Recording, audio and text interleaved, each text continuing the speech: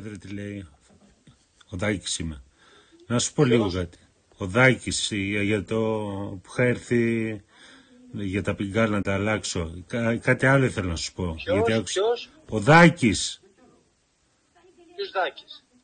Ο Δάκης ο Αρδίζογλου. Λάθος κάνεις. Κάτσε, περίμενα να σου πω. Περίμενε. Μ' ακούς? Λάθος κάνεις. Κάτι θέλω να σου πω. Άκουσα για τη συνέντευξη, αλλά είναι χρωστούμενα τα πιγκάλ. Τα σκατοβουρτσάκια. Δεν τα έχεις πληρώσει. Βάλτε στον κόλο σου. Να σου πω λίγο, να τα βάλεις στον κόλο των Ουκρανών που τους πλήρωσες μαλάκα 2 εκατομμύρια για να πουλήσεις τον Πάλμα 4. Τράβα γαμίσου βρε πουστάρα γαμώ τη μάνα σου. Έχεις τα αρχίδια να πάρεις με κανονικό τηλέφωνο μωρέ αδερφή.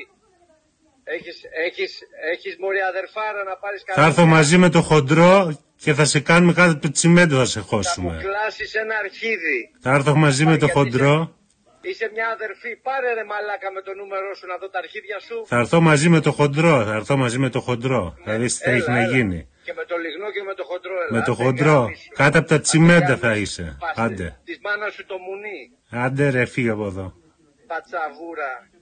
Άντε, έχεις νεύρα βλάχο.